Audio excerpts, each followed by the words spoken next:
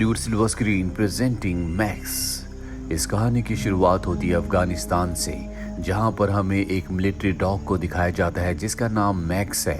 Max को कायल handle करता है। कायल और मैक्स के बीच में बहुत अच्छी बॉन्डिंग है। ये दोनों एक दूसरे से बहुत प्यार करते हैं। मैक्स बहुत ही समझदार डॉग होता है। उसने कई मिशंस को अंजाम दिया है। इसमें उसने कई हथियारों को पकड़वाया है। लेकिन सबसे बड़ी प्रॉब्लम ये होती है कि यूएस की आर्मी जितने भी हथियारों को पकड़ती है उसकी कोई स्मगलिंग करता है और कायल को ये बात पता चल जाती है। वो समझ जाता है कि उसके साथ का सोल्जर जिसका नाम टायलर है वो भी इसमें शामिल है।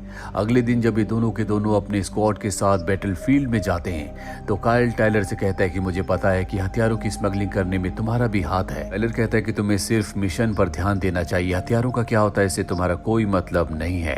और तभी इनके आगे जो इनका डॉग मैक्स चल रहा होता है वो अचानक से रुक जाता है। मैक्स पीछे मुड़कर कायल को देखता है। कायल उसे आगे बढ़ने का इशारा करता है और जब मैक्स आगे बढ़ता है तभी वहां पर एक बहुत बड़ा धमाका होता है।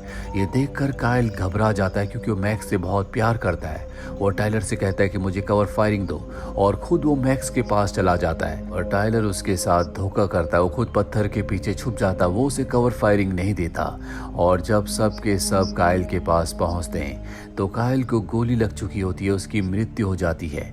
वो अपने देश के लिए शहीद हो गया। कायल की मौत का कारण सिर्फ और सिर्फ टायलर है। अगर उसने उसे कवर फायरिंग दी होती तो उसकी जान बच सकती थी। यहाँ पर कायल की मौत के बाद मैक्स पूरी तरह से टूट जाता है। वो चर्च में कायल की फ्यूनरल सेरेमनी में भी जाता है जहां पर वो उसकी बॉडी के उसके ताबूत के सामने बैठ जाता है और जब आर्मी वाले उसके ताबूत को ले जा रहे होते हैं तो मैक्स पूरी तरह से एग्रेसिव हो जाता है क्योंकि वो नहीं चाहता कि कोई भी कायल को उससे दूर ले जाए। पर जब कायल का छोटा भाई उसके सामने आता है जिसका नाम जस्टिन है तो मैक्स पूरी तरह से शांत हो जाता है क्योंकि जस्टिन का चेहरा अपने भाई कायल से हूबहू मिलता है और मैक्स को ऐसा लगता है जैसे जस्टिन के रूप में उसने कायल को पा लिया। और जस्टिन को डॉग्स बिल्कुल पसंद नहीं होते, लेकिन वो मिलिट्री वालों की यहाँ पर अपने भाई के ताबूत को गाड़ी तक ले जाने में मदद करता है। मैक्स भी उसके पीछे आ रहा होता है जिसके बाद मैक्स को गाड़ी में बंद कर दिया जाता है। अगले दिन जस्टिन को दिखाया जाता है जो अपने घर पर होता है। वो अपने भाई की मौत से पूरी तरह से टूट चुका है और वो अपने बड़े भाई की मौत का कारण अपने पिता को समझता है क्योंकि उसी के पिता चाहते थे कि वो आर्मी में जाए क्योंकि वो खुद भी कभी आर्मी में थे। इसीलिए उसके अपने पिता से आर्ग्यूमेंट्स भी हो जाते हैं। और तभी वहां पर जस्टिन की मॉम आती है। वो बताती है कि मुझे अभी अभी फोन आया था जिसमें मुझे बताया गया कि मैक्स को अब वो लोग मार रहे हैं। ये पूरा का पूरा परिवार मैक्स से मिलने के लिए जाता है। उसे केज के अंदर बंद किया होता है। यहाँ पर आर्मी ऑफिसर बताता है कि कायल की मौत का इसके ऊपर बहुत गहरा असर पड़ा है, इसीलिए बहुत ज्यादा अग्रेसिव हो गया है। ये किसी के लिए भी खतरा बन सकता है, इसीलिए हमारे पास इसे मारने के अलावा कोई भी रास्ता नहीं है।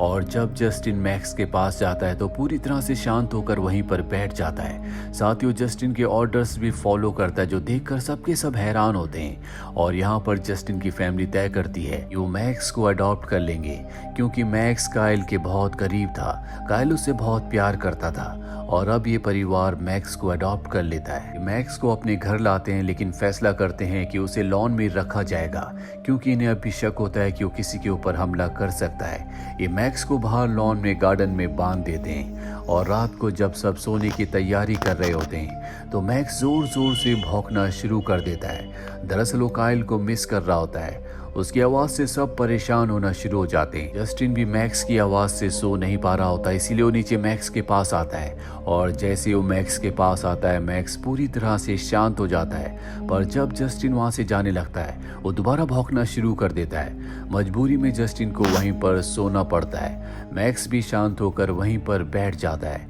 दरअसल मैक्स को हमेशा से जस्टिन के बड़े भाई कायल के साथ सोने की आदत थी, इसीलिए मैक्स उसे मिस कर रहा था। अगली सुबह जस्टिन अपने बेस्ट फ्रेंड के पास जाता है। वहां पर उसकी कजन सिस्टर होती है जिसका नाम कार्मेन है। कार्मेन को डॉग से बहुत प्यार है। उसकी गर्दन पर डॉग के पॉ का एक टैटू भी होता है और उसे पता चलता है कि जस्टिन के घर में एक आर्मी डॉग है। वो जस्टिन से कहती है कि मैं तुम्हारे घर आकर तुम्हारे डॉग से मिलना चाहूंगी। मैं तुम्हें बता सकती हूँ कि किस तरह से डॉग्स को कंट्रोल किया जाता है।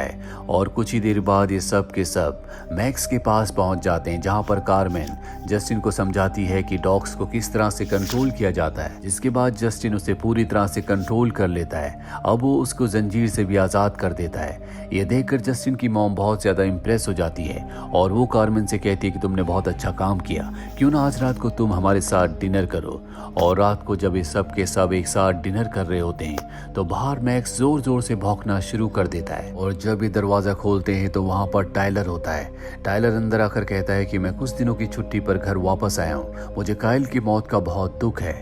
और इसके बाद ये टाइलर को मैक्स के पास ले जाते हैं। मैक्स उसे देखकर और भी ज्यादा अग्रेसिव हो जाता है और जोर जोर से भौंकना शुरू कर देता है, यहाँ तक कि वो अपनी जंजीर के हुक को भी उखाड़ कर टाइलर के ऊपर हमला करने के लिए उसकी तरफ बढ़ता है। लेकिन तभी वहां पर जस्टिन और कारमेन आ जाते हैं, वो उसे रोक लेते हैं और इस तरह से काइलर बच जाता है। दरअसल मैक्स को पता है कि काइल की मृत्यु का कारण और कोई नहीं बल्कि टाइलर है। अब क्योंकि मैक्स ने टाइलर के ऊपर हमला किया था, इसीलिए जस्टिन के पिता अगले दिन उसके लिए केज लाते हैं और कहते हैं कि मैक्स को हमें इसके अंदर रखना होगा, मैं नहीं चाहता कि वो किसी और के ऊपर भी हमला करे।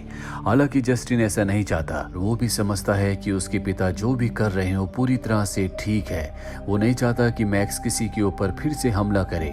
रात को जस्टिन अपने मॉम और डैड के साथ परेड देखने के लिए जाता है, यहाँ पर बहुत सारे क्रैकर्स भी फट रहे होते हैं। जस्टिन को मैक्स की याद आना शुरू हो जाती है। वो उसकी चिंता करता है क्योंकि उसे पता है कि कहीं ना कहीं वो पटाखों की आवाज से डरा हुआ होगा।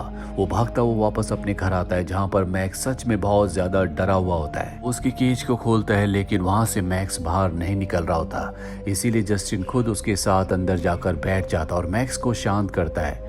अगले दिन टाइलर को दिखाया जाता है जो जस्टिन के पिता से मिलता है और कहता है कि आपके बेटे की मौत का कारण मैक्स है। उसने आपके बेटे काइल के ऑर्डर्स को फॉलो नहीं किया और उस जगह चला गया जहां पर खतरा था, इसी वजह से काइल की मृत्यु हो गई। साथ ही वो उनके वेयरहाउस में कुछ काम भी करना चाहता है जिसकी परमिशन जस्टिन के पिता टाइलर को दे देते हैं। लेकिन वो इस बात से बहुत दुखी और बहुत गुस्से में होते हैं कि उनके बेटे काइल की मौत का कारण मैक्स है। वो घर आकर उस पर गन तान देते हैं, पर इससे पहले कि वो उसे मार दे वहां पर जस्टिन आ जाता है। जस्टिन उन्हें ऐसा करने से रोकता है और वो रुक जाते हैं। जस्टिन को पूरा यकीन है कि मैक्स कभी ऐसा नहीं कर सकता, इसीलिए अगले दिन वो सार्जेंट से मिलने जाता है। वहाँ पर सार्जेंट उसे बताते हैं कि मैक्स काइल से बहुत प्यार किया करता था। मैंने अपनी पूरी जिंदगी में मैक्स से समझदार डॉग कभी नहीं देखा। और जहाँ तक बात टाइलर की है तो वो एक करप्ट इंसान है। उसने अपने देश के साथ आर्मी के साथ गद्दारी की है। वो घर छुट्टियों पर नहीं आया बल्कि उसे आर्मी से निकाल दिया गया है। जस्टिन को सब कुछ समझ में आ जाता है कि मैक्स एक वफादार डॉग है और वो उसके भाई से बहुत प्यार किया करता था।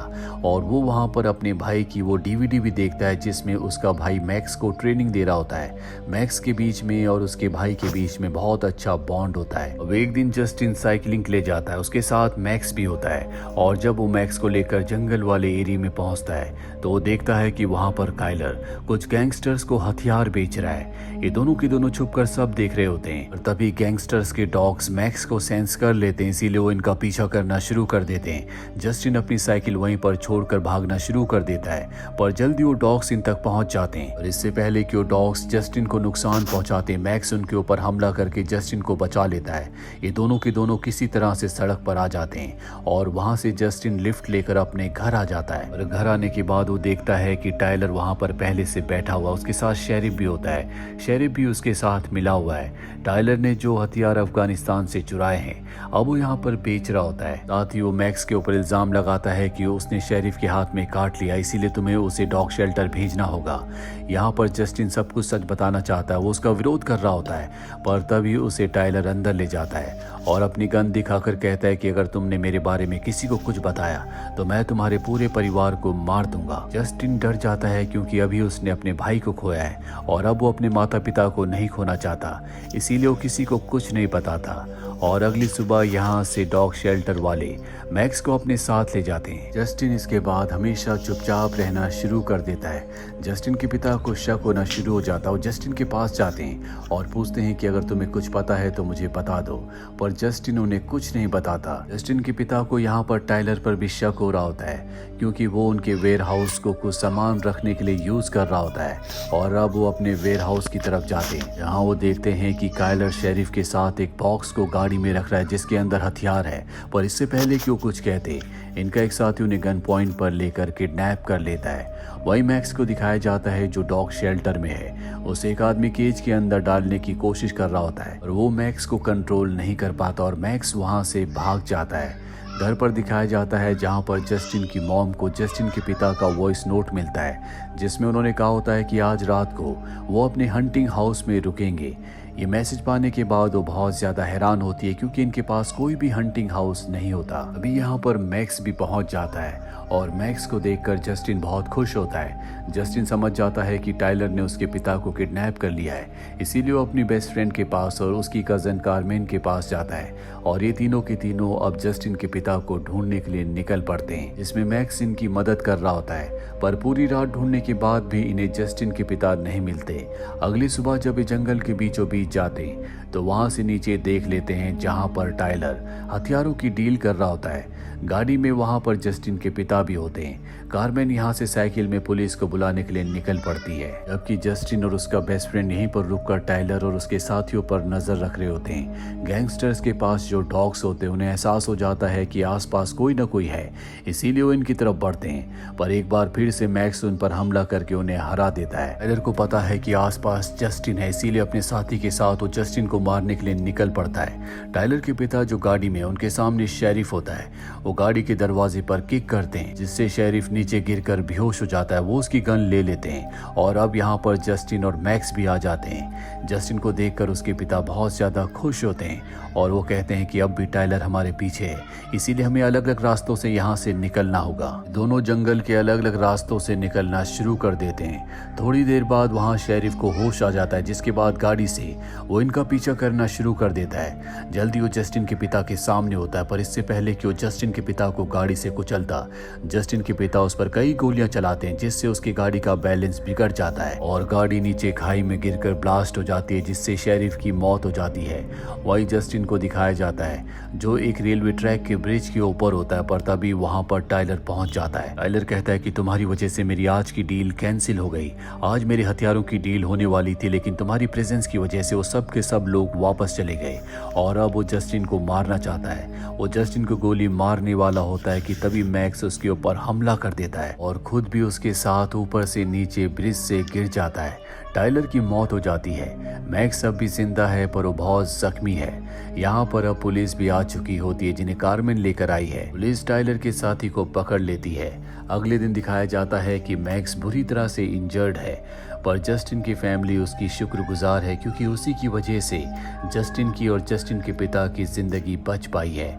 अभी फैसला करते हैं कि मैक्स को अपने साथ अपने घर के अंदर ही रखेंगे। और सबसे पहले जस्टिन मैक्स के साथ अपने भाई की ग्रेव पर जाता है और कहता है कि तुमने मुझे मेरी जिंदगी की सबसे बेहतरीन चीज दी है, जो कि मैक्स है, और वो अपने भाई को सैल्यूट करता है। इसके बाद वो अपने बेस्ट फ्रेंड और कार्मेन के पास जाता है और कहता है कि आज रात को तुम हमारे घर पर डिनर पर आना। और इसी के साथ ये फिल्म, ये कहानी यहीं पर खत्म हो जाती है। उम्मीद करते हैं कि ये कहानी आपको पसंद आई होगी।